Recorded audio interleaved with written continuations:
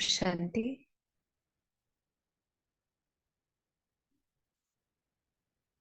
देखिए स्वयं को। मैं आत्मा भृकुटी में विराजमान हूँ।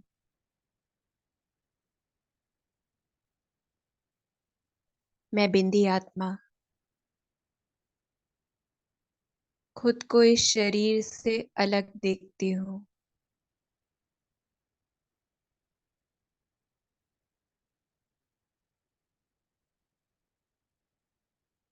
और एक सेकंड में अपने घर परम धाम पहुंच जाती हूँ।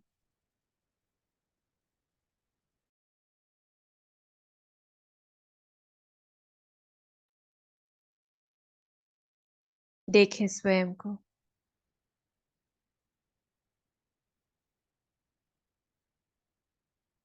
मैं आत्मा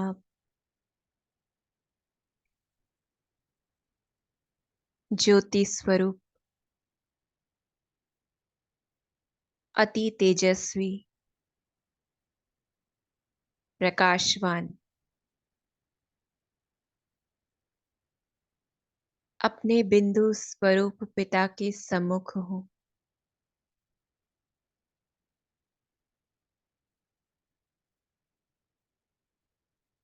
शिव पिता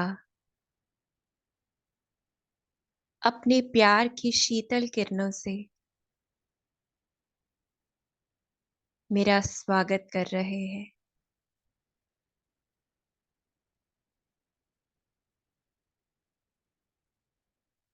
अनुभव करें इन किरणों को।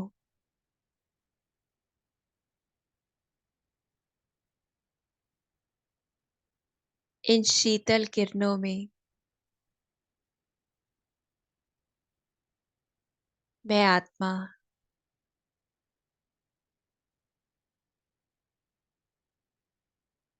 परमात्मा प्यार में लवलीन होती जा रही हूँ।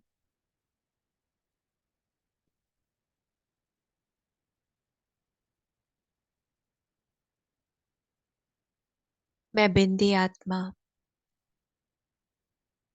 अनुभव कर रही हूँ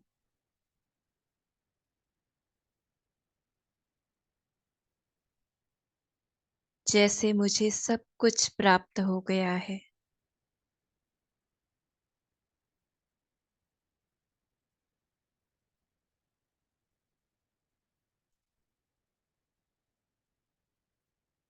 भरपूर खुशी का अनुभव कर रही हूँ।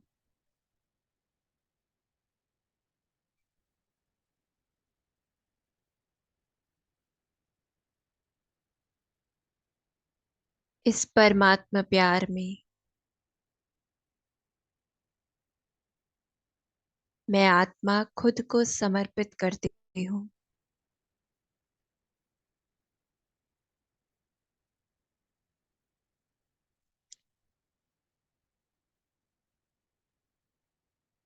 मीठे बाबा,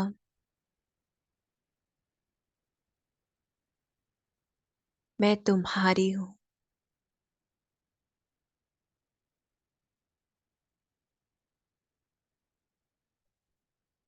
मेरा हर संकल्प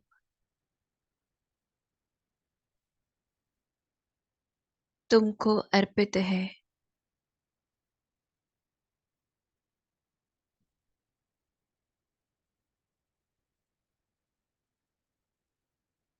इन परमात्मा किरणों में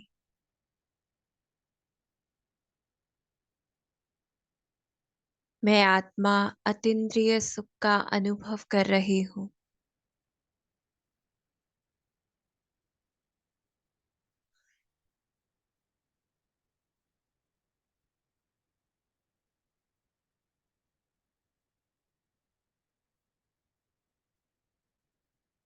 भरपूर हो चुकी हूँ।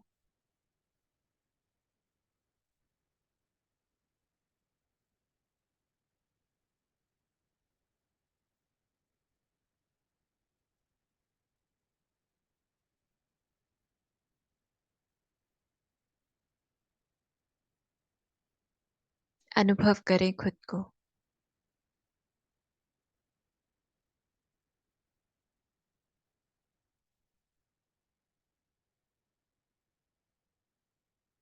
मैं आत्मा 100% चार्ज हो गई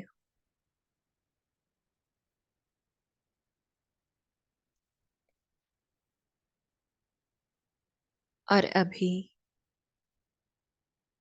शिव पिता के साथ मैं पुनः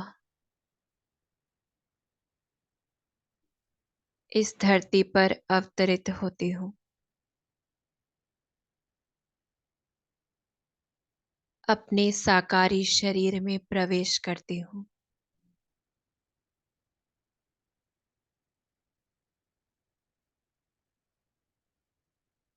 और देख रही हूँ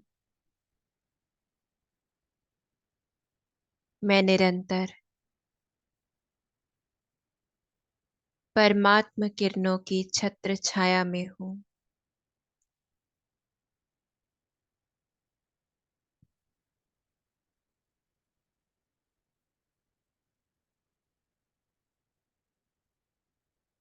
ये शीतल किरणें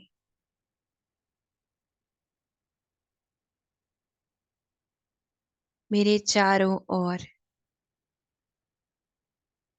सुरक्षा कवच बना रहे हैं।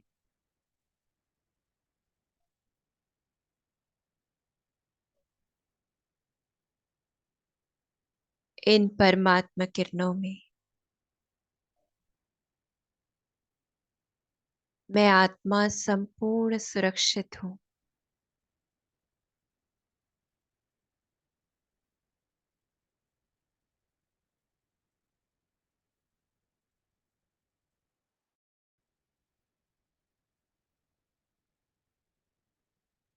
अनुभव करें खुद को।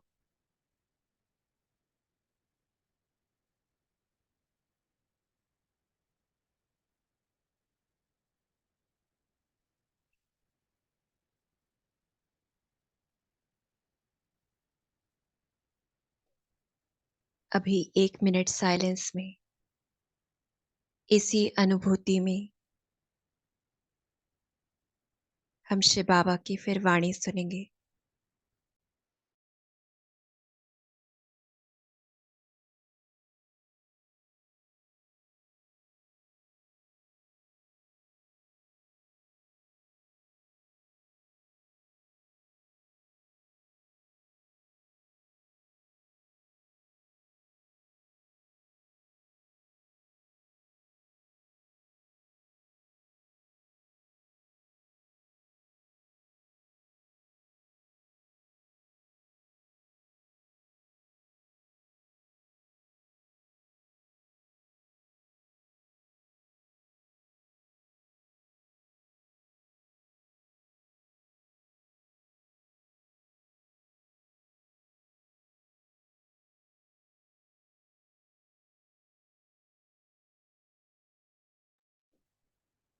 ओम शांति।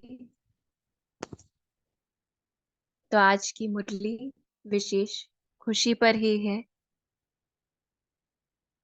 जो बाबा हमसे चाहते हैं कि ब्राह्मण जीवन की निशानी ही क्या है, सदा खुशी की झलक। कि जिस समय खुशी जा रही है उस समय ब्राह्मण जीवन नहीं है, तो ये चेकिंग करनी है। क्योंकि सदा खुशी नहीं है। सदा खुशी जब होगी वो अंतिम स्टेज है हमारी, जब हम विकर्मों के ऊपर जीत प्राप्त कर लेते हैं या व्यर्थ से जीत प्राप्त कर चुके हैं, तो वो अंतिम स्टेज है जहां सदा खुशी है, अर्थात सदा ब्राह्मण जीवन है। और विशेष आज बाबा कि हम दो तरह के पुरुषार्थी बच्चों को देख रहे हैं। जो पुरुषार्थ ही नहीं कर रहे हैं उनकी बात नहीं है। जो पुरुषार्थ करें उसमें दो तरह के हैं। एक तो है जो पुरुषार्थ करते हुए प्राप्ति का अनुभव कर रहे हैं। एक ऐसे हैं जो पुरुषार्थ बहुत ज्यादा कर रहे हैं पर प्राप्ति महसूस नहीं कर रहे हैं। और क्योंकि जब प्राप्ति नहीं होती तो क्या होती है, थकान होती है। तो थकावट ज्यादा है, मेहनत ज्यादा है, पर प्राप्ति कम है। या ये सोचते हैं कि प्राप्ति हमें भविष्य में सतयुग में मिलेगी, इस समय तो हमें बस मेहनत करनी है। तो ऐसे दो तरह के बच्चे बाबा ने देखे। तो यहाँ चेकिंग करनी है कि हम कौन सी लिस्ट में हैं। और किस समय कौन-सी लिस्ट में है। क्योंकि हर वक़्त एक लिस्ट में नहीं है, कभी किसी लिस्ट में हो सकते हैं, कभी दूसरी में हो सकते हैं। और करेक्ट पुरुषार्थ बाबा ने कहा यानी यथार्थ पुरुषार्थ कौन-सा है, जहाँ मेहनत भी कर रहे हैं, यानी मेहनत कम लगे पर प्राप्ति ज़्यादा अनुभव हो। क्योंकि संगम युग को हम जानते हैं, जो बाबा ने कहा है डायमंड युग है, सतयुग तो गोल्डन युग है, यानी उससे कम है। लेकिन अगर हम ये सोच रहे हैं सतयुग में खुशी मिलेगी, सुख मिलेगा, अभी वो प्राप्ति महसूस नहीं हो रही है, तो यानी वो पुरुषार्थ यथार्थ नहीं है। जैसे हम लौकिक स्कूल में भी उदाहरण लें, एक बच्चा जो रोज थोड़ा-थोड़ा पढ़ता है और कंसिस्टेंसी रहती है, यानी वो उतना करता है हमेशा, और एक बच्चा सिर्फ एग्जाम टाइम में फटाफट पढ़ता है, तो उसे उस समय मेहनत लगेगी लेकिन कुछ प्राप्ति महसूस नहीं होगी, यानी समझ नहीं आएंगी चीजें। इसी तरह से हम अपना देखें, और टीचर को अगर हम ना ना सुनकर बच्चों का सुने, कोई कुछ कहे कि ऐसा कर लो, कोई कहे वैसा कर लो, तो उसमें भी मेहनत ज्यादा होगी और थकावट होगी पर प्राप्ति नहीं होगी। और एक वो बच्चा जो टीचर की सुनता है, टीचर बताता है ये इंपॉर्टेंट है, तो उस हिसाब से पढ़ता है, तो वो प्राप्ति ज्यादा करता है, पुरुषार्थ कम करता है। इसी तरह से हमें चेकिंग करनी है कि बीकेएस में भाई बहनें बहुत हैं, बहुत अच्छा भी बताते हैं, लेकिन क्या हम शिव बाबा की सुनते हैं ज्यादा, या भाई बहनों की ही सुनने में लगे हुए हैं, कौन क्या कह रहा है, कौन क्या कह रहा है। क्योंकि हर एक अपना पुरुषार्थ शेयर करता है, पर अगर हम सबका पुरुषार्थ करने लगे तो उसमें कंफ्यूजन भी रहेगी, प्राप्ति कम होगी। यही समय है जब हम शिव बाबा से डायरेक्ट जुड़ते हैं। अभी भी अगर हम इनडायरेक्ट रूप से ही जुड़ रहे हैं तो उसमें भी प्राप्ति कम होगी। बाकी हमें खुद चिंतन करना है। और जितना इसमें बाबा ने दो मुख्य बातें बताई कि हम सरेंडर कितना होते हैं। जैसे हमें बाबा से प्राप्ति अगर चाहिए तो हमें अपना हाथ तो कम से कम खाली करना होगा, लेकिन हम हाथ में लौकिक चीजें, भौतिक चीजें, इनको भी पकड़ना चाहते हैं और बाबा से भी लेना चाहते हैं, तो दोनों चीजें नहीं हो पाएंगी। कि एक ही चीज आ सकती है, जो बाबा कहते हैं या तो बातें रहेंगी या बाप रहेगा। तो जितना हम सरेंडर हो जाते हैं कि तुम ही करवा रहे हो, हम तो इंस्ट्रूमेंट हैं, तो उतना हमें मेहनत कम लगेगी। जितना हम ये सोचे मुझे ही करना है, मैं ही सब कुछ हूँ, कि मेरी जिम्मेवारी है, तो उसमें खुद की मेहनत ज्यादा होगी, प्राप्ति कम होगी। और उदाहरण में हम ये भी ले सकते हैं, जैसे हम स्वमान का सिर्फ रट्टा लगाते रहे, महसूस कुछ हो नहीं रहा है, तो वहां भी क्या है, पुरुषार्थ कर रहे हैं, प्राप्ति कुछ नहीं है। या मुरली के पॉइंट्स हम बस लिखते ही जा रहे हैं लेकिन अब उन्हें उन्हें कभी पढ़ते ही नहीं है, तो वहां भी क्या है, बस पुरुषार्थ कर रहे हैं, प्राप्ति कुछ नहीं है। चलिए, तो अभी हम मुरली स्टार्ट करते हैं, अपनी चेकिंग भी करेंगे और फिर चेंज भी करेंगे। तो 14 नवंबर 1979 की मुरली है, पार्ट 1 है ये। ब्राह्मण जीवन की निशानी है सदा खुशी की झलक। एक का अनगिनत रिटर्न देने वाले सदा दाता भोलानाथ शिव बाबा बोले, कि बाबा इतना कुछ दे रहा है, एक का अनगिनत, तो बाबा एहसास करा रहे हैं शुरू में ही कि फिर भी खुशी क्यों नहीं। तो आज बाप दादा सर्व बच्चों की अंतिम स्टेज, अर्थात विकर्मा जीत स्टेज, कि जहां विकर्म नहीं है कोई भी, विकल्प या व्यर्थ संकल्प मुक्त स्टेज देख रहे हैं। क्योंकि सदा खुशी कब रह पाएगी, जब हम इस स्टेज पर होंगे। इस अंतिम स्टेज तक पहुंचने के लिए पुरुषार्थ तो सब कर रहे हैं, लेकिन पुरुषार्थियों में दो प्रकार के बच्चे देखे। एक वे जो पुरुषार्थ करते हुए पुरुषार्थ की प्रारब्ध अर्थात प्राप्ति साथ साथ अनुभव करते हुए चल रहे हैं, और दूसरे जो सिर्फ पुरुषार्थ में ही लगे हुए हैं, मेहनत ज्यादा, प्राप्ति का अनुभव कम होता है, इसलिए चलते चलते थक भी जाते हैं।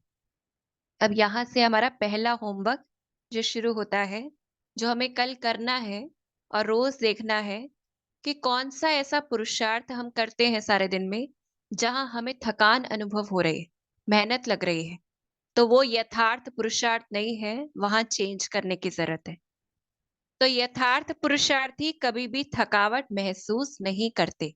इस बात को अंडरलाइन करना है कि यथार्थ पुरुषार्थी कभी भी थकावट महसूस नहीं करते। कारण क्या है? दोनों के पुरुषार्थ में सिर्फ एक बात समझने का अंतर है, जिससे वे मेहनत में रहते और दूसरे मोहब्बत में मस्त रहते हैं। कौन से संकल्प का अंतर है, वह जानते हो? पूछते हैं बाबा। छोटा सा ही अंतर है। एक समझते हैं कि हम स्वयं चल रहे हैं, चलना पड़ता है, सामना करना पड़ता है। कि हम ये कहें अब 21 बन गए हैं तो बाहर का खा नहीं सकते, एक वो बात है। एक हमें नहीं खाना है, वो दूसरी बात है। इसी तरह से मुरली में जाना ही होगा या मुरली में जाना चाहते हैं, तो बहुत सारी ऐसी चीजें। तो ऐसे बाबा कहते हैं कि एक की भाषा कैसी है, चलना पड़ता है, सामना करना पड़ता है। और दूसरे की कैसी है, जो सदैव संकल्प से भी सरेंडर है, इसलिए वे सदैव ये अनुभव करते कि हमें बाप दादा चला रहे हैं। मेहनत के पांव से नहीं, लेकिन स्नेह की गोदी में चलते रहते हैं। तो बाबा हमसे कौन सा पुरुषार्थ चाहते हैं कि हम प्यार से स्नेह की गोदी में वो अनुभव भी करें, सिर्फ मेहनत मेहनत नहीं करें।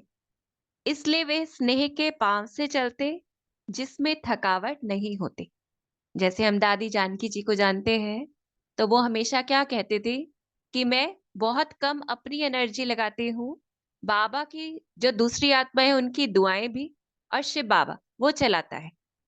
तो ऐसे ही स्नेह की गोदी व झोली में सर्व प्राप्तियों की अनुभूति होने के कारण वह चलते नहीं है, लेकिन उड़ते रहते हैं। कि इतनी खुशी, अंदर की खुशी, जहां में पुरुषार्थ कुछ लगे ही नहीं, सदा खुशी में, आंतरिक सुख में, सर्व शक्तियों से उड़ते रहते हैं। अब इम्पोर्टेंट क्वेश्चन बाबा पूछते हैं कि अभी अपने से पूछो कि मैं कौन। तो ये हमें खुद की चेकिंग खुद से करनी है, बहुत सूक्ष्म चेकिंग करनी है कि किसी भी समय हम कहाँ पे थकावट का अनुभव कर रहे हैं, और इसी वजह से वो पुरुषार्थ ज्यादा नहीं हो पाता, क्योंकि मेहनत ही अनुभव हो रही है, प्राप्ति नहीं। तो संगम युगी ब्राह्मण बच्चे जिएंगे, चलेंगे हर कदम में स्नेह की गोदी में। कि अगर ब्राह्मण बच्चे हैं तो हर कदम में स्नेह की गोदी में चलेंगे। तो ब्राह्मण जीवन की निशानी है, सदा खुशी की झलक प्रत्यक्ष रूप में दिखाई देगी। तो यहाँ पे हम ये अंडरलाइन करें कि ब्राह्मण जीवन की निशानी ही ये है कि सदा खुशी रहेगी। खुशी अगर नहीं है तो ब्राह्मण जीवन भी नहीं है। कई बच्चे समझते हैं कि संगम युग पुरुषार्थी जीवन और भविष्य जन्म प्रारब्ध का जन्म है। वे समझते हैं कि जो बाप दादा का वायदा है, एक दो और लाख लो। कि बाबा ने कहा है एक कदम हमारा होता है तो 1000 कदम बाप के होते हैं। लेकिन वो किस समय होते हैं? प्राप्ति भी इस समय ही होती है और बाबा भी इस समय ही है। तो इसलिए बाबा कहते हैं एक दो और लाख लो, ये वायदा, यह वायदा भविष्य के लिए है। कई बच्चे ऐसा सोचते हैं, लेकिन ये वायदा तो संगम युग का ही है। जैसे सर्वश्रेष्ठ समय है, सर्वश्रेष्ठ जन्म है, सर्वश्रेष्ठ टाइटल वो इस समय के ही है, वैसे ही सर्व प्राप्ति का अनुभव भी, सब वायदों की प्राप्ति इस समय ही होती है। भविष्य तो है ही, ये भविष्य में तो मिलना ही है, लेकिन भविष्य से भी वर्तमान श्रेष्ठ है। तब यहाँ पे चेकिंग ये हमें करनी है कि क्या हम संगम युग को डायमंड युग के रूप से अनुभव कर रहे हैं। तो इस समय ही एक कदम अर्थात एक संकल्प बच्चे करते हैं कि बाबा हम आपके हैं, और रिटर्न में बाप हर संकल्प, बोल और कर्म में अनुभव करवाते हैं मैं आपका हूं। तो ये अंडरलाइन करना है कि जितना हम बाबा को सरेंडर हो जाते हैं कि हम आपके हैं, तो उतना ही बाबा तो अनुभव करवाता है हर संकल्प, बोल और कर्म में कि मैं आपका हूं। अर्थात बाप आपका है। एक संकल्प का रिटर्न, सिर्फ हमने तो संकल्प किया, बाबा तो अनुभव करवाता है। एक संकल्प का रिटर्न सारे संगम युग के जीवन में बाप आपका ही हो जाता है। तो इसको बार बार अनुभव करना है कि एक संकल्प का रिटर्न सारे संगम युग के जीवन में बाप आपका ही हो जाता है। एक का सिर्फ लाख गुना नहीं मिलता। जब चाहो, जैसे चाहो, जो चाहो, बाप सर्वेंट रूप में बांधे हुए हैं। तो हम देखें कि कितना निरअहंकारी होकर बाबा कहते कि वो तो हमारे लिए सदा हाजिर है। तो एक का लाख गुना तो क्या,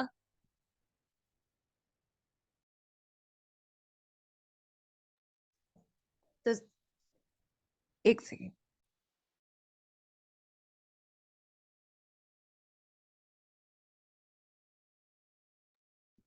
तो हमें जो प्राप्त होता है वो एक का सिर्फ लाख गुना ही नहीं होता है। लेकिन बाबा क्या कहते, एक का सिर्फ लाख गुना नहीं मिलता है। जब चाहो, जैसे चाहो, जो चाहो, बाप सर्वेंट रूप में बांधे हुए हैं।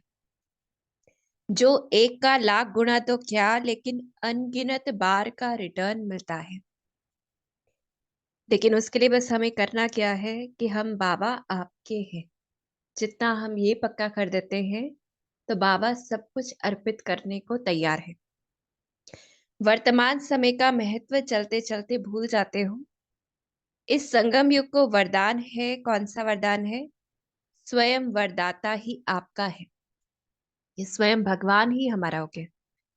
जब वरदाता ही आपका है तो बाकी क्या रहा? बीज आपके हाथ में है, जिस बीज द्वारा सेकंड में जो चाहो वह ले सकते हो। तो ये देखना है कि हम कहीं पुरुषार्थ एक एक शक्ति एक एक गुण के ऊपर कर रहे हैं कि शिव बाबा को साथ का अनुभव कर रहे हैं। तो सिर्फ संकल्प करने की बात है। शक्ति चाहिए, सुख चाहिए, आनंद चाहिए, सब आपके लिए जी हजूर है, क्योंकि हजूर ही आपका है। तो बाबा तो कितना जैसे प्यार में हमारे बाबा अर्पित करते हैं कि जितना हम खुद को अर्पित कर देते हैं। जैसे स्थूल सेवाधारी बुलाने से हाजिर हो जाते हैं, वैसे यह सर्व प्राप्तियां संकल्प से हाजिर हो जाएंगी। हमें संकल्प कौन सा करना है कि बाबा हम आपके हैं, आपके लिए हैं। लेकिन हजूर आपका है तो ये सब हाजिर है कि जो सर्व शक्तियां, सर्व गुण, ये सब कुछ हाजिर है जब हजूर हमारा है। बीज आपका है तो यह सब फल आपके हैं। क्योंकि भक्ति में भी हमने क्या किया, भगवान से भगवान को नहीं मांगा, उससे समान मांगा कि हमें ये दे दो, हमें आशीर्वाद दे दो। तो कहीं हम ज्ञान में भी यही तो नहीं कर रहे हैं? ये चेकिंग करनी है। तो चलते चलते करते क्या हो, दो लड्डू हाथ में उठाने की कोशिश करते हो, लेने के लिए तो तैयार हो जाते हो, लेकिन छोड़ने वाली चीज भी फिर ले लेते हो। कि कोई बच्चा कहे हमें कोई चीज लेनी है, तो माँ बाप पहले यही कहते हैं ना, पहले जो पिछला है वो पुराना है वो हाथ से छोड़ो। तो जब तक हम छोड़ते नहीं है, तो ऐसे बाबा कहते हैं बीच में से क्या होता है, फिर बीज खिसक जाता है कि शिव बाबा निकल जाता है, ये मालूम नहीं पड़ता है। इसलिए फिर खाली हो जाते हैं कि बातों में फंस जाते हैं। तो बाप निकल जाता है और फिर क्या होता है, मेहनत करते हो अपने को भरपूर करने की, लेकिन बीज छूट जाने के कारण प्रत्यक्ष फल की प्राप्ति हो नहीं पाती। इसलिए थक जाते हैं कि हम बातों को तो पकड़ लेते हैं, लेकिन शिव बाबा नहीं रहता उसमें, उस पुरुषार्थ में। इसलिए हम थक जाते हैं। भविष्य के दिलासे से अपने को चलाते रहते हो, प्रत्यक्ष फल की बजाय भविष्य फल के उम्मीदवार बनकर चलते हो। कि हम ये सोचते हैं सतयुग में हमें ये प्राप्त होगा, वो मिलेगा, उसी खुशी में रहते हैं। लेकिन इस समय जो मिल रहा है वो खुशी अनुभव नहीं होती। इसलिए खुशी की झलक सदा नजर नहीं आती, क्योंकि जब हम खुद पुरुषार्थ अनुभव कर रहे हैं, खुशी अनुभव नहीं कर रहे हैं, तो दूसरों को हमसे क्या दिखेगा? मेहनत की रेखाएं ज्यादा नजर आती हैं, प्राप्ति की रेखाएं कम नजर आती हैं, त्याग की महसूसता ज्यादा होती है, भाग्य की महसूसता कम होती है। तो बार बार अपने संकल्पों में चेकिंग करनी है। कोई भी पुरुषार्थ हम कर रहे हैं, हमारी कौन सी लैंग्वेज है कि करना पड़ रहा है। अब हम ऐसा इस लाइन में आ गए हैं तो हमें ये करना होगा ही, कि मजबूरी वाली है या खुशी वाली है। तो वर्तमान समय में तो बाबा पूछ रहे हैं कि अब क्या करना है। वर्तमान समय में जो आपके संपर्क में आते हैं, वे लोग भी समय प्रति समय अब भी यह बोलते हैं कि आप लोगों का त्याग बहुत बड़ा है। पर हम इस चीज को सोचें कि आजकल की आत्माएं जो इतना थक चुकी हैं, अगर वो हमारे त्याग को अनुभव कर रही हैं, तो क्या वो त्याग करेंगी? नहीं कर पाएंगी। तो इसलिए बाबा कहते हैं दूसरों को भी क्या अनुभव होता है कि त्याग बहुत बड़ा है, लेकिन क्या नहीं दिख रहा उन्हें। अब यह बोल कहे कि आप लोगों का भाग्य बहुत बड़ा है, कि उन्हें हमसे ऐसा लगे कि इन्हें कुछ प्राप्त हुआ है, बजाय कि ये दिखने के कि इन्हें कितनी मेहनत करनी पड़ रही है। त्याग उनको दिखाई देता है, लेकिन भाग्य अभी तक दिखाई नहीं देता है। भाग्य अभी गुप्त है। त्याग की महिमा बहुत करते हैं, इतनी ही भाग्य की महिमा करें तो सेकंड में स्वयं का भी भाग्य खुल जाएगा। कि जब किसी को लगे कि इनकी तो बहुत ज्यादा कमाई है, तो दूसरे को भी होता है मैं भी करूं। लेकिन जब उन्हें लगता है इनकी तो मेहनत बहुत ज्यादा है, कमाई कम है, तो दूसरा क्यों इंटरेस्ट लेगा। तो ऐसे ही बाबा कहते, त्याग देख कर के सोच में पड़ जाते हैं, भाग्य देखकर स्वयं भी भाग्यशाली बन जाएंगे। अब समझा क्या चेंज करना है? मेहनत से निकल स्नेह की मोहब्बत की गोदी में आ जाओ। जैसे हम जानते भी हैं ना, एक बार दादी जानकी जी ने दीदी से कहा कि ना मुझे तो बहुत पुरुषार्थ करना है और मुझे बहुत ज्यादा चिंता होती है। तो दीदी ने क्या कहा, पुरुषार्थ पुरुषार्थ करके कि क्यों इतना उसको बड़ा बनाया हुआ है। जितना हम संबंध के रूप से अनुभव करेंगे, तो वो इजी लगेगा। तो ऐसे ही बाबा कह रहे हैं हमें कि मेहनत से निकलकर स्नेह की मोहब्बत की गोदी में आ जाओ। चल रहे हैं नहीं, लेकिन चला रहे हैं। कौन चला रहे हैं? बाप दादा चला रहे। फिर उस समय क्या हुआ, लाइट बंद हो गई। तो बच्चे अंधकार में रहते हैं, तो बाप को भी अनुभव होना चाहिए कि ऐसी दुनिया में बच्चे रहते। कि बाबा ने कहा कि बच्चे कैसे अंधकार यानी कलयुग रूपी अंधकार में रह रहे हैं। तो बाबा ने उस अंधकार को उस रूप से देखा, यानी लौकिक की हर चीज को अलौकिक रूप से देखना है। इससे बाबा ने ये मैसेज भी दिया। तो ऐसी दुनिया में बच्चे रहते ही ये प्रैक्टिकल अनुभव होता है। अच्छा, आप समझा क्या करना है? भविष्य फल के पहले प्रत्यक्ष फल खाओ। क्योंकि जितना परसेंटेज प्रत्यक्ष फल यानी इस वर्तमान समय जितना परसेंटेज हम खुशी का अनुभव करेंगे, उतना ही सुख का अनुभव हम सत्युग त्रेता में करेंगे। सदा हजूर को बुद्धि में हाजिर रखो। तरीका बता दिया है बाबा ने कि हजूर को बुद्धि में हाजिर रखें, तो सर्व प्राप्तियां क्या होंगी? कि सर्व प्राप्तियां भी सदा जी हजूर करेंगी।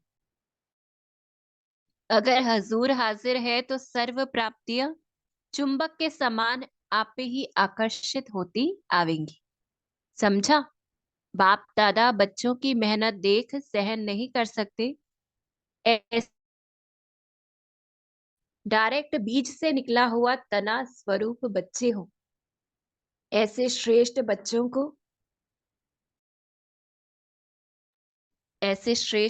को सर्व सहज प्राप्तियों का अनुभवी बनना है।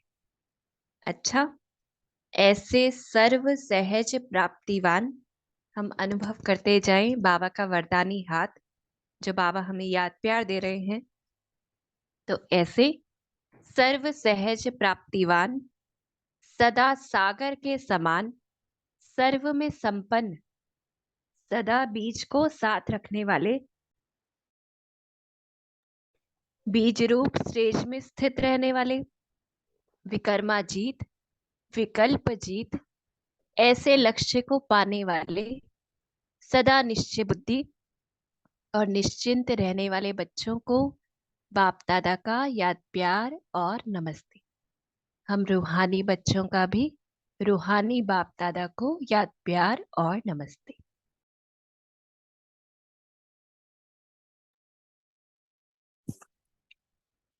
Om Shanti. Thank you Puja sister, आपने बहुत अच्छा इंट्रोडक्शन दिया, समझाई भी और वक्त में मुरली भी खत्म किया। थैंक यू आपका। और अभी सभी हम 1 मिनट साइलेंस में बैठेंगे कि हुजूर हाजिर है मेरे सामने। खुद ने खुद को ही ऑफर करके रखा हुआ है, ये ऐसे सोच के उनको सामने देखे बाबा को। और 1 मिनट साइलेंस के बाद हम मुरली के पॉइंट डिस्कस करेंगे। शांति।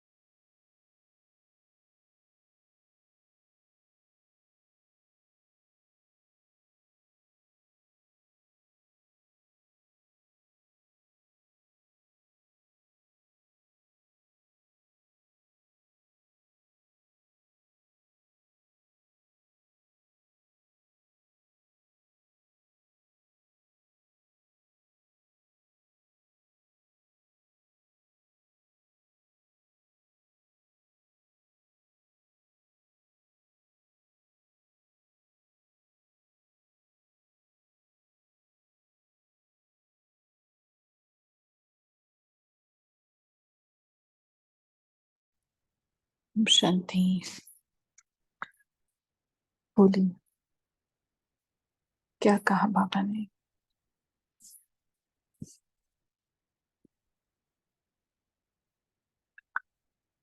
कितनी अच्छी अच्छी बात है, कितनी अच्छी अच्छी समझानी। बोलिए तेजल सिस्टर। ओम शांति दीदी। आज बाबा ने हमें 2 बार रुला दिया, जैसे दीदी के भी इसमें डुमा आ गया है, था वॉइस में देख रहे थे हम। तो पहले तो बाबा ने जैसे कहा कि जब चाहो जैसे चाहो जो चाहो, बाप सर्वंट रूप में बांधे हुए हैं। तो 1 का लाख गुणा तो क्या, लेकिन अनगिनत बार का रिटर्न मिल जाता है, क्योंकि स्वयं वरदाता ही आपका हो गया है और बीच आपके हाथ में है। सिर्फ संकल्प करने की बात है। तो बाबा ने इतनी सिंपल विधि बता दी कि मैं तो आपका ही हूँ, आप मुझे जैसे चाहो यूज करो, लेकिन मैं अनगिनत बार आपको रिटर्न देने के लिए बंधा हुआ हूँ। और दूसरी बार अभी लास्ट में प्रत्यक्ष फल की बात बाबा ने समझाई कि सदा हुजूर को बुद्धि में हाजिर रखो, तो प्राप्तियां चुंबक के समान आकर्षित होती जाएंगी। तो ये लगा कि बाप दादा बच्चों की मेहनत देख सहन नहीं कर सकते। ऐसी श्रेष्ठ आत्माएं डायरेक्ट बीज से निकले हुए तना स्वरूप बच्चे हो। तो ऐसा बाबा ने एकदम रुला दिया। ओम शांति। बोलिए सिंपी बहन। ओम शांति दीदी। आज बाबा ने मुरली से हम लोगों को शायद ये समझाने की कोशिश करी, हमने तो यही उठाया कि हमारा जो ब्राह्मण जीवन है और हमारी जो नियम मर्यादा है, हम उसके प्रति क्या समझते हैं, क्या हम सहज हैं?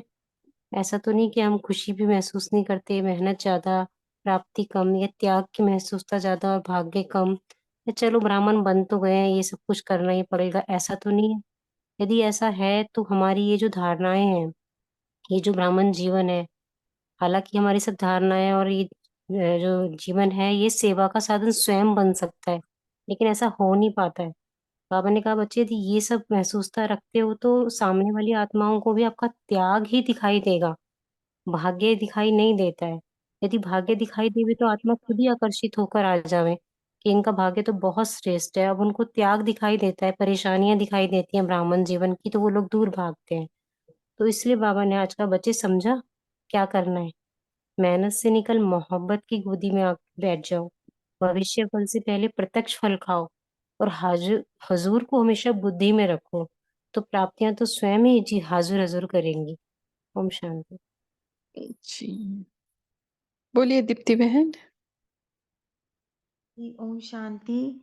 तो बाबा ने कहा कि ब्राह्मण जीवन की निशानी ही है कि आप सदा खुश रहो। अगर आप सदा खुश नहीं हो तो फिर ये ब्राह्मण जीवन नहीं है। ये बहुत बड़ा चेकिंग पॉइंट बाबा ने बोला। और मुझे तो लगता है आज बाबा ने मुरली जैसे चलाई है मेरे लिए, ये बहुत जरूरी थी इस टाइम मेरे लिए। और दूसरा बाबा ने कहा कि तुम्हारा सर्वश्रेष्ठ समय, सर्वश्रेष्ठ जन्म, सर्वश्रेष्ठ टाइटल और प्राप्ति सब अभी यहाँ है। ये मत सोचो कि आगे सतयुग में मिलेगा। यहाँ तो हमें मेहनत करनी है, यहाँ तो हमें त्याग करना है। इसीलिए तो 21 जन्मों में से पहला जन्म जो है वो अभी इसी समय है। तो बहुत बहुत टच करी मुरली। थैंक यू बाबा। ओम शांति। मोहन, मोना, पीके मोना, बोलिए। ओम शांति दीदी। आज बाबा ने हमें बताया है कि बाबा को हमें मोहब्बत से याद करना है। कभी कभी चलते चलते क्या हो जाता है, हम लोग कंपटीशन में भी आ जाते हैं कि नहीं हमें इतने घंटे याद करना ही करना है, तो वो मोहब्बत भूल के थोड़ी मेहनत लग जाती है। जो मेहनत हो जाती है ना, तो लोगों को भी पता लग जाता है। एक तो हमारे चेहरे की प्रसन्नता जो है ना, वो थोड़ी सी कम हो जाती है। तो बाबा ने कहा कि कि वो तो पिता मतलब संबंध के रूप में याद करो ना, मेहनत करने की क्या जरूरत है। और हमेशा अगर हम संबंध के रूप में प्यार से याद करेंगे तो हमें हमेशा प्रसन्न चित्त रहेंगे और आगे ही बढ़ते जाएंगे। तो मुझे ये बात बहुत अच्छी लगी बाबा की। एक तो हमें हर्षित मुख रहना है, क्योंकि हमारा चेहरा देख के ही लोग ये पता लगा सकते हैं कि इन्हें क्या प्राप्ति हुई है। तो हमें इसका बहुत ध्यान रखना है कि प्रेम से बाबा को याद करना है, और प्रेम में ही बाबा बन सकते हैं। ओम शांति। जी, देखो याद किसकी आती है? जिससे प्यार होता है। तो बस प्यार करना है, मोहब्बत करनी है। मोहब्बत में याद स्वतः ही आ जाती है ना। जो बाबा कहते हैं ना, मेहनत करनी पड़ती है, मेहनत करना है। वो किसके लिए मेहनत करनी है? क्या, किस भाव से बाबा कहते हैं? कभी भी जैसे साकार मुरली में आता है या अव्यक्त मुरली में आता है कि बच्चों को मेहनत करनी है, और फिर बाबा कहते हैं बच्चों की मेहनत बाबा देख नहीं सकता। तो इस बातों को हम कैसे ले, क्या समझते हैं आप लोग?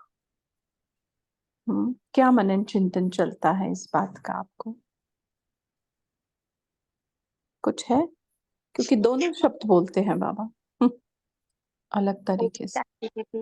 मेहनत करनी है अपने संस्कारों को परिवर्तन करने में। बाबा ने जो जो शिक्षाएं दी हैं उसे बहुत प्यार से अडॉप्ट करनी। जैसे बाबा कहते हैं ना, झुक जाओ बच्चे, इसमें अपनापन या अहंकार नहीं आना चाहिए। लेकिन क्या होता है, मैं अपने लिए बोल रही हूँ कि 2 बार 3 बार 4 बार अगर झुक भी जाते हैं तो फिर 5वीं बार मुंह से ना बोले, लेकिन संकल्प चलने लगते हैं और चेहरा उतर जाता है, लोग पता लगा लेते हैं। तो यही मेरे ख्याल से बाबा कह रहे हैं कि जो तुमको जिस चीज में मेहनत करनी चाहिए बच्चे, तो उस चीज में मेहनत नहीं कर रहे हो, दूसरी तरफ मेहनत कर रहे हो। ओम शांति। जी, देह भान, देहाभिमान, देह अहंकार, पुराने स्वभाव, संस्कार, चलन, है ना, चाल, ये छोड़ने में मेहनत करनी है ना। बाकी तो बाबा के साथ मोहब्बत है तो मेहनत, याद की मेहनत ही नहीं है। जो उल्टे याद रखे हैं ना हमने, अपनी जो उल्टी पहचान है कि मैं शरीर हूँ, हाँ, ये कराने के लिए तोड़नी है, मतलब मेहनत करनी है। जी,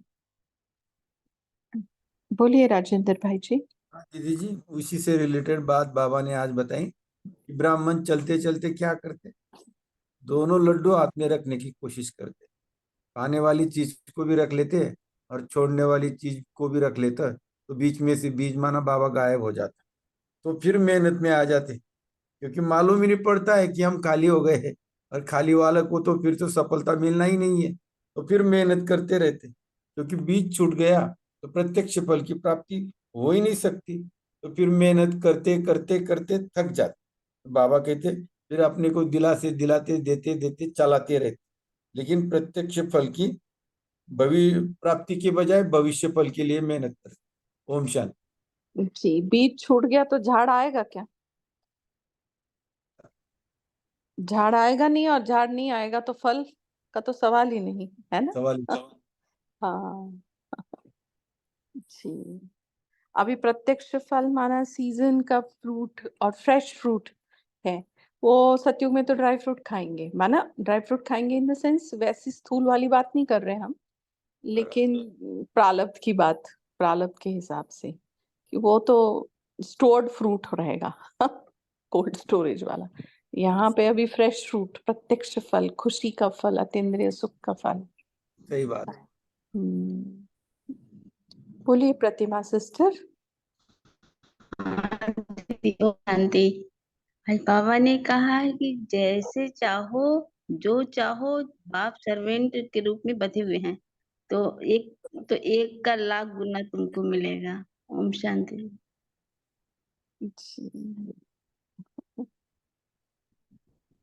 हाँ बोलिए पूजा बहन, आपने हैंड रेज किया है, बोलिए। हाँ जी। एक जैसे आपने बात की कि मेहनत भी है और मोहब्बत भी, दोनों कैसे, तो एक ये भी है कि इसमें कि हमें मतलब मुझे बाबा को साथ में रखना है, इसके लिए मुझे कॉन्शियस मेहनत करनी पड़ेगी। कॉन्शियस मतलब कॉन्शियस संकल्प करना पड़ेगा कि बाबा मेरे साथ है, क्योंकि हमें उस चीज की आदत नहीं है। लेकिन जब वो धीरे धीरे उस बस एक मेहनत, हमने हल्की सी मेहनत ये की कि कॉन्शियस संकल्प रखा कि बाबा साथ है, तो फिर वो मोहब्बत धीरे धीरे परिवर्तन होते मेहनत खत्म हो जाएगी।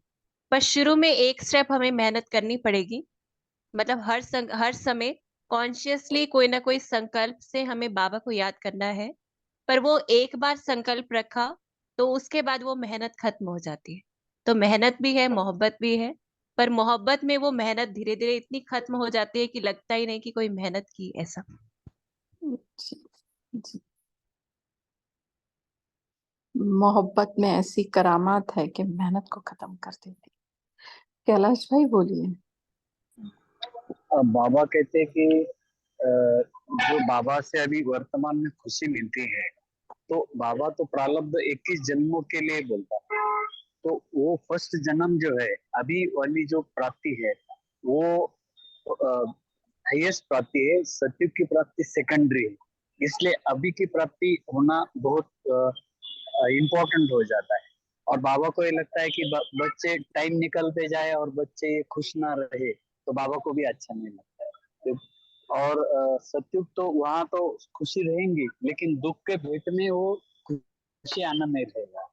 यहाँ तो हमें दुख के भेंट में सुख आनंद या खुशी हो जाती है, तो इसका इम्पोर्टेंस ज्यादा हो जाएगा। तो और रिलेशन हमारा बाबा के साथ जो है बना हुआ तो है, लेकिन इसमें निरंतरता हम रखें तो जरूर बाबा की याद से हमें खुशी तो होती है, लेकिन निरंतरता खुशी। ओम शांति दीदी। ओम शांति। बोलिए गीता बहन, बोलिए। बाबा बोला जे ब्राह्मण जीवन का निशानी है खुशी। खुशी नहीं तो ब्राह्मण जीवन नहीं है। तो हमारा निरंतर ब्राह्मण जीवन में खुशी में रहना है, उसमें फोकस करना है। ओम शांति। जी जी।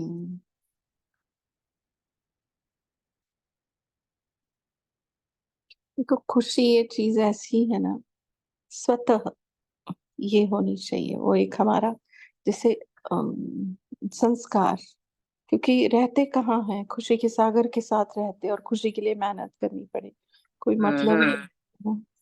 है दीदी। हाँ जी, बहुत अच्छा।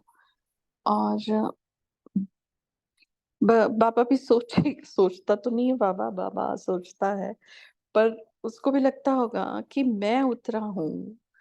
और ये तो आदर वैरामनिक तरीके से हम बात कर रहे हैं। मैं उतरा हूँ, खुशी का सागर इनको लहरों में लहरा रहा हूँ, ऑल द टाइम इनको साथ देने के लिए तैयार हूँ, 24/7 365 डेज, दिन रात। हाँ, और मेरे रहते ये खुश नहीं रहते, तो मैं इनको हाँ, कौन सा दूसरा भगवान ले आऊं जो इनको खुश कर पाए। हाँ, उसके रहते अगर हम महसूस नहीं कर रहे प्यार खुशी, ये जो आत्मा के गुण, हाँ जैसे खुशी तो है नहीं आत्मा के गुणों में, हाँ न संतुष्टता है देखो, लेकिन ये बातें जो एक्स्ट्रा बोलते हैं ना बाबा, जैसे सुख शांति आनंद प्रेम ज्ञान पवित्रता और शक्ति, नहीं, लेकिन ना उसमें खुशी है सातों गुणों में, ना उसमें संतुष्टता है। ठीक है, तो ये बातें कब के लिए है, कब के लिए है? हाँ, क्यों बाबा ये दूसरे शब्द यूज करते हैं, क्या वजह है इसकी कि हैप्पीनेस अलग और ब्लिस अलग और खुशी अलग, ये क्या है ये? क्यों बाबा को आनंद और सुख छोड़ के खुशी का शब्द यूज करना पड़ता है? हाँ, और क्यों सुख की डिग्री के लिए अतीन्द्रिय सुख बोलना पड़ता है, क्यों आनंद की डिग्री के लिए परमानंद बोलना पड़ता है, और ये सब कुछ होते हुए भी संतुष्टता का गुण या शक्ति सभी खजानों की चाबी है, सभी गुणों की सभी शक्तियों की बोलना पड़ता है। क्या है ये तीन चार शब्द जो है, क्यों स्पेशली बाबा ऐसा बोलते हैं? सोचा है कभी इसके बारे में? नहीं है अभी जो कुछ आता है उसका जवाब दे, अभी के अभी समझो कुछ मंथन चलता है तो, है ना? खुशी के लिए, खुशी जैसी पवित्रता के लिए जैसे बहुत बोलता है बाबा, पवित्रता जननी है, सुख शांति वहां पे अपने आप आ जाती है, पवित्रता फाउंडेशन है। हाँ, बहुत सारी बातें बोलता है, पवित्रता तुम ब्राह्मण जीवन का श्वास है, आधार है, उसी के आधार से तुम उद्धार करोगे। बोलिए नीलम बहन, बोलिए। ओम शांति दीदी।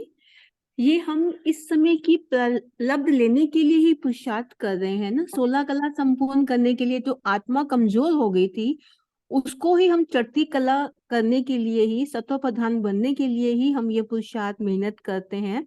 तो इस समय हमारी मेहनत भी लगे तो वो भी मेहनत नहीं लगती, लेकिन हमें प्राप्ति का अनुभव अभी होता है। और जो ऐसा आनंद आता है कि जैसे कि हमारी बुद्धि के कपाट खुल रहे हैं, और ये हमारी बुद्धि फिर हम सतयुग में उसका यूज करेंगे। खुशी अभी भी अनुभव होती है और सतयुग में भी होगी। ओम शांति। अच्छा, नीलम बहन का ऐसा मंथन चला। बोलिए पूजा बहन। हाँ जी, और एक जैसे आपने कहा कि बाबा आनंद मतलब आनंद गुण में आता है पर खुशी नहीं आता, संतुष्टता नहीं आता। तो ये है कि हर एक गुण जो है वो काफी ब्रॉड है, मतलब उसके अंदर बहुत सारी चीजें समाई हुई हैं। तो अगर हम देखें तो आनंद के अंदर ही खुशी और संतुष्टता वो समाई हुई है, लेकिन वो हमें इजी रहे तो बाबा हमें छोटी छोटी जो उसके अंदर भी बहुत सारी चीजें समाई हुई हैं, तो ऐसी भी बहुत सारी बातें बाबा हमें रोज मुरली में बताते हैं। ये चला ऐसा। जी, और स्पेशली ये शब्द बने हैं संगम युग के लिए। हाँ, अतीन्द्रिय सुख, जैसे बाबा कहते हैं अतीन्द्रिय सुख पूछना हो तो गोप गोपियों से पूछो। और हमेशा हम इन दो शब्दों को पकड़ते हैं, जैसे योगियों के नाम के अंदर आनंद समाया होता है, परमानंद, विवेकानंद, हंसानंद। हाँ, तो आनंद समाया होता है, योगी की निशानी परमानंद।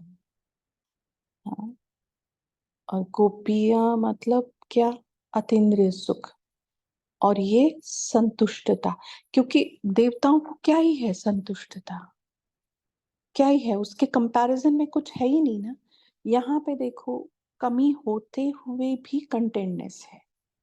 कौन सी कमी? दुनियादारी के हिसाब से मटेरियलिस्टिक चीजों की कमी होते हुए भी ब्राह्मण संतुष्ट है।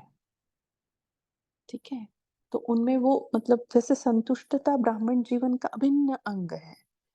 अब देवताएं संतुष्ट है, सुख है, ये है ही नहीं ना, कमी तो कुछ किसी बात। बट बाबा कहते वो देवताओं का गायन नहीं है, तुम ब्राह्मणों का गायन है भाई। क्योंकि क्या बोला आज, स्वयं कौन हो गया तुम्हारा? बीज भी बोला, क्या क्या बोल दिया उसने। तो अगर वो हमारा है तो वो छोटी बच्ची की कहानी नहीं क्या, वो राजा के ऊपर ही हाथ रख देती है। वो राजा बोलता है जो जो चाहिए वो ले लो, तो कोई क्या उठाता है, कोई क्या उठाता है, और वो छोटी सी बच्ची जाके वो राजा के ऊपर ही हाथ रख देती है कि राजा ही मेरा। तो हमने भी क्या कर दिया, हमने भी क्या किया, खैर उसी ने हमारा हाथ पकड़ा और बोला रखो मेरे ऊपर, मैं ही तुम्हारा हो जाता हूँ। इतनी भी अकल कहाँ थी हम लोगों में, है ना। उसी ने अकल भी डाली, उसी ने करवाया भी। हाँ, करावनहार बन के आया और हमारे जीवन में भाग्य के बुद्धि के पर्दे खोल के भाग्य के दरवाजे खोले, छत खोली, सब कुछ कर दिया। देखो, तो ये जो तीन, जो ये हमारा मंथन है, और भी कुछ हो सकता है, पर जो हमें लगता है ये जो शब्द है ना, स्पेशली मेड फॉर संगम युग, संतुष्टता, अतीन्द्रिय सुख, परमानंद। ठीक है। और तभी कहते हैं ना, ये संतोषी माता का पूजन वगैरह बहुत अभी लेट लेट शुरू हुआ है, पहले नहीं ऐसे होता था। तो ये किसका, कैसे ब्राह्मणों का ये कारोबार शुरू हुआ, तब संतोषी माता का ज्यादा हुआ शुरुआत। तो संतुष्टता ये हमारा, और संतुष्टता गुण भी है तो शक्ति भी है, और खजाना भी है। चलो, और एक हर पॉइंट किसी को शेयर करना है तो कर सकते हैं, नहीं तो पूजा बहन आपने होमवर्क किया है, सोचा है कुछ देने का? हाँ जी, हाँ जी। हाँ, तो कोई एक तो हम वो स्टोरी भी बता दीजिएगा, आ? वो स्टोरी भी बता दीजिए, वो राजा के सर पर हाथ रखती है। अच्छा अच्छा हाँ, वो राजा अभी ऐलान कर, माना जब तक सुनू नहीं तब तक अभी चलता हाँ, रहेगा मन में। ठीक है ठीक है। अब पोल भी ये कर दिया है, पोल भी आप अपना करो, हम स्टोरी भी सुना देंगे। कुछ नहीं, राजा ऐलान कर देता है कि जिसको सवेरे सवेरे जो आएंगे, जिसको जो चाहिए राज दरबार में रखा होगा, मोती हीरे, हाँ, वो अपने जनावर जानवर, ये गायें, ये वो, जिसको जो लेना है जितना मर्जी ले सकते हैं आप, ऐसे ऐलान कर देता है और आ जाते हैं सब। तो कोई भाई गैया उठा के, गैया लेके जाता है, कोई हीरे उठा लेते, कोई मोती उठा लेते हैं, कोई कुछ मांग लेते, कोई जमीन मांग लेते हैं। राजा सबको सब कुछ दे देता है। एक छोटी सी बच्ची उस दरबार में खड़ी होती है और वो जाके सीधा, और राजा कहता है जिसके ऊपर जो हाथ रखेगा वो उसकी हो जाएगी। ठीक है। तो वो छोटी बच्ची जाके सीधा राजा के ऊपर हाथ रख देती है तो राजा ही उसका हो गया, तो उसको ये वो उठाने की जरूरत ही नहीं है ना। वैसे हमने क्या कर दिया बहन, कि हमने क्या कर दिया, भगवान के ऊपर ही हाथ रख दिया। हाँ, मतलब इसलिए हम भी कहते हैं कि उसने हमारा ही हाथ पकड़ा और अपने ऊपर रखवा दिया। इतनी भी हमें समझ नहीं थी, उस छोटी बच्ची में समझ तो थी कि राजा के ऊपर हाथ रखे, हमें तो वो भी नहीं पता था ना। हाँ, तो इतना बाबा रहमदिल बनकर, दिलदार बनकर, हाँ, बेहद का भाग्य का वर्षा लेकर, हाथों पे बहिष्ट लेकर आया, और दुनिया सोई पड़ी है और हमें जागती जोत बना दिया उसने और उतना प्यार लुटाता है। ठीक। शुक्रिया।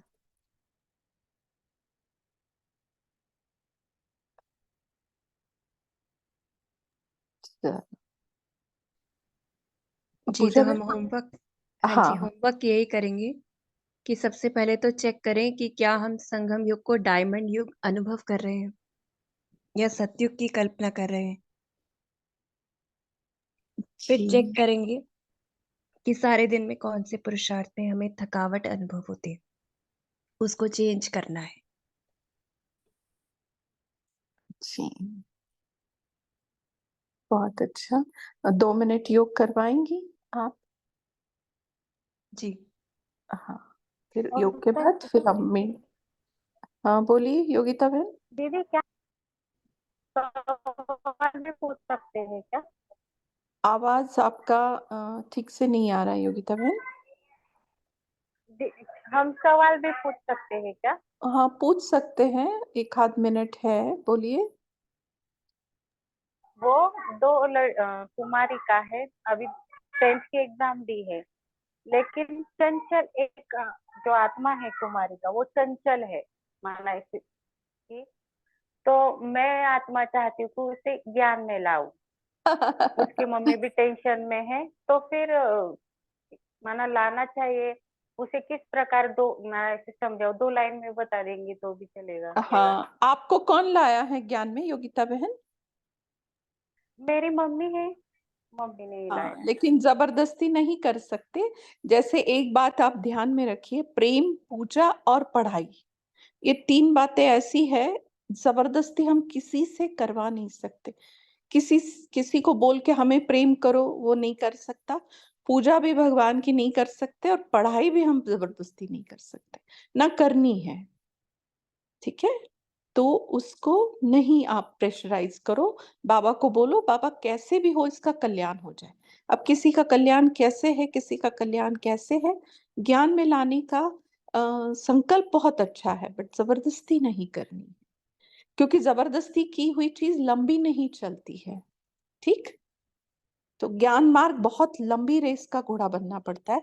ये 1-2 साल का, मतलब 16 सोमवार का व्रत ले लिया और बात खत्म हो गई। 16 शुक्रवार का व्रत लिया, बात खत्म हो गई। एक बार बाबा मिलन कर लिया, फिर ज्ञान से और अपना कोई लेना देना नहीं। ऐसे नहीं, जब तक शादी नहीं होती ज्ञान में चलती हूँ, ऐसा भी नहीं। हाँ, उसको वैसा संकल्प आ रहा है तो वो करने दो, उसको थोड़ी ढील दे दो। बाबा कहते हैं ना, पतंग को अगर ऊंचा उड़ाना है तो कभी खींचना भी पड़ता है, कभी ढील भी देनी पड़ती है। तो उसको ढील दे दो, समझानी भले ही दे दे, लेकिन जबरदस्ती नहीं। हाँ, भगवान से प्यार करना है बहना, यहाँ पर मजाक नहीं है। प्यार ही मजाक नहीं है एक्चुअली, और वो भी किससे? भगवान से। बहुत शुद्धता चाहिए, बहुत निर्मलता चाहिए, बहुत निस्वार्थ। जबरदस्ती मतलब उसको नफरत ना आ जाए ब्रह्मा कुमारी से और प्यारे प्यारे भगवान से। ठीक है? कभी नहीं। चले, थैंक यू। पूजा बहन आप कराइए ये। और इन्हीं के लिए ये कह सकते हैं कि आप बार-बार संकल्प दे सकते हैं उनको। सिर्फ संकल्प दे सकते हैं कि आप देवकुल की आत्मा हैं, आप महान आत्मा हैं, और जब भी आप उनसे मिलें तो उनके लिए यही संकल्प रखें। तो अगर फिर बाबा टच नहीं कराएगा तो वो अपने आप धीरे-धीरे वो खुद पूछेंगे आपसे कि आप कहाँ जाते हैं, क्या है? ऐसा।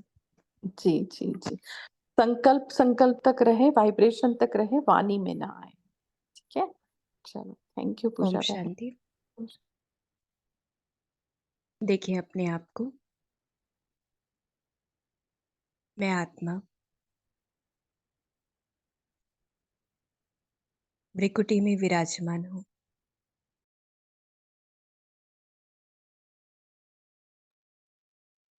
अमृत वेले से ही शिव पिता की छत्र छाया खुद के ऊपर अनुभव करती हूँ।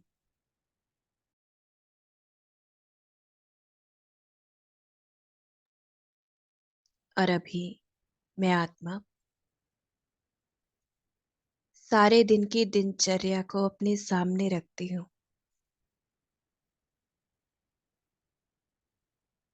देख रही हूँ खुद को उसकी किरणों रूपी बाहों में।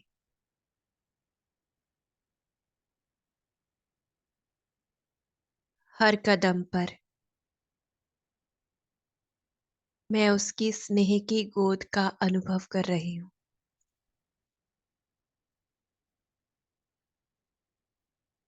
देखिए अपने पूरे दिन में वो मेरे साथ है।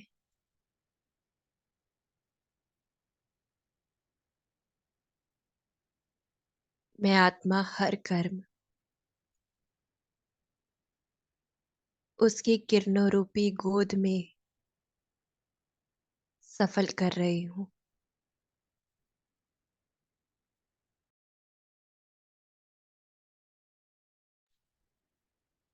अतीन्द्रिय सुख का अनुभव कर रही हूँ।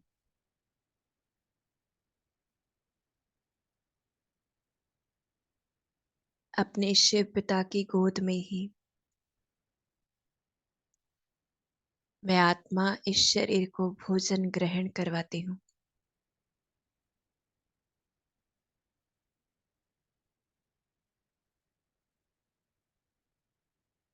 स्वयं भाग्य विधाता भगवान मेरा है, हर पल मेरे लिए है।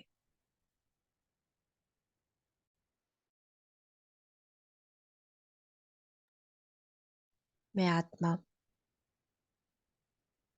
हर पल अपने पिता की छत्र छाया में संपूर्ण बेफिक्र हूं।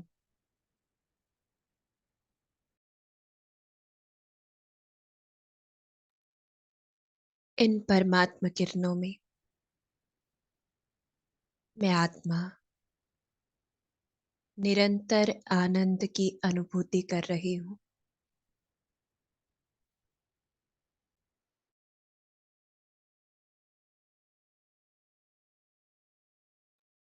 असीम शांति की अनुभूति कर रही हूं।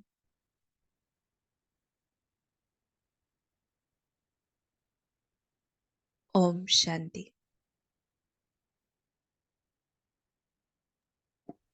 Good night. ओम शांति।